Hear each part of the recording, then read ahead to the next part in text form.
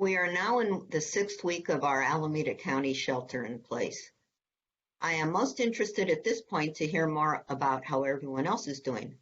Union City opened up a community survey to the public in order to help us understand where residents may be suffering the most. Is that unemployment or other financial hardships, or is it lack of access to food and medicine? Is it declining mental health or any other areas?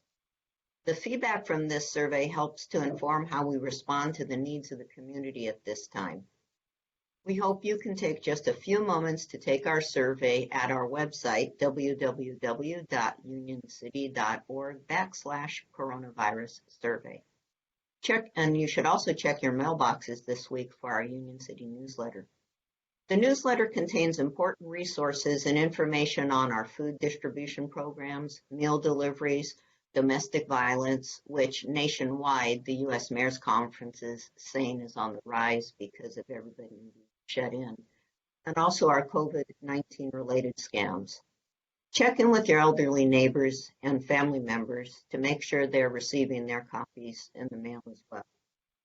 This morning I was on our virtual Metropolitan Transportation Commission meeting, and I'm happy to say that we approved an allocation of more than $780 million in federal funds from the Coronavirus Aid, Relief, and Economic Security Act, also known as the CARES Act. I just literally got off the virtual meeting a few minutes ago, and we just approved unanimously the funds to be given to our transit operators. And of course, Union City does have Union City Transit, and we are the beneficiaries of $922,560 that's in the first tranche of funding to the transit operators. We had quite a conversation about making sure that that funding, besides helping with the lost operating revenue, that the funding is to be used specifically to help make sure that our transit operators and the riders remain safe in this time of pandemic.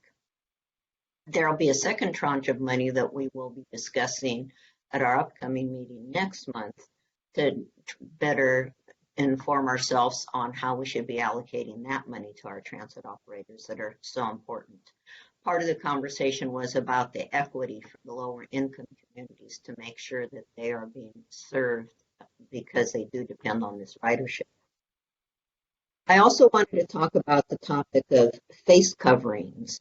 I just talked about transit, and now under the order, we do have to make sure that everybody who rides transit has a mask if they're in the population that's supposed to wear a mask. So along the lines of these face coverings, I do want to mention that it was a concern in Alameda County to make sure that the word gets out. So the Alameda County Health Officer asked a couple of days ago at our virtual meeting that we continue to get the word out because they're realizing not everybody is hearing that. Because there is quite a bit of confusion about who is supposed to wear it and when they're supposed to wear it. So I want to take a minute to clarify that with you now. You must wear a face covering while you're inside or waiting in line to enter an essential business and other business facilities that are engaged in minimum basic operations. You also have to wear face covering when you're seeking health care at a medical office, hospital, or any other kind of healthcare operation. And you also, as I just mentioned, must wear a face covering when you're on public transit and other types of shared transportation. Now, when is a face covering not required? They have made a determination a face covering is not required for children that are 12 years old or younger, nor is a face cover ever required when you're with a 2-year-old or younger. And a face covering is not required when you're driving in your car or when you're engaging in outdoor recreation. You also can certainly get creative about making your own face masks.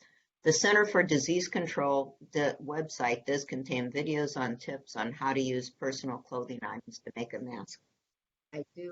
I've seen folks wearing the little dust masks that you use when you're doing yard work. I had somebody give me a little face mask that they made themselves. So certainly there's a lot of that going on. And for those, as a resident asked me, what do they do if they don't have access to that? You can just grab a bandana of any sort and turn that into a mask if you like. The important thing with these masks is to make sure that you cover your mouth and your nose. And you also have to be sure that the face mask is comfortable, and you don't want to keep adjusting it. So try and make it a good fit when you first put it on. And of course, with the face masks, you must still continue to wash your hands as much as possible, or use hand sanitizers before and after you remove your face covering. You can also find this information and more on our Union City website, which of course is unioncity.org/coronavirus. And the last thing I want to import today from the health department and our local hospitals is that they stress the importance of calling your doctor or clinic for other health issues. People are only worried about coronavirus, and they forget that they can have other serious health issues that need the recommendations to care from their professionals in the health industry. They don't want to create other problems by people staying away when treatment for those other issues are needed. So that's it for today. Please continue to stay healthy, and we'll get through this, and we'll be back to the new normal at some point in the future. Have a great day.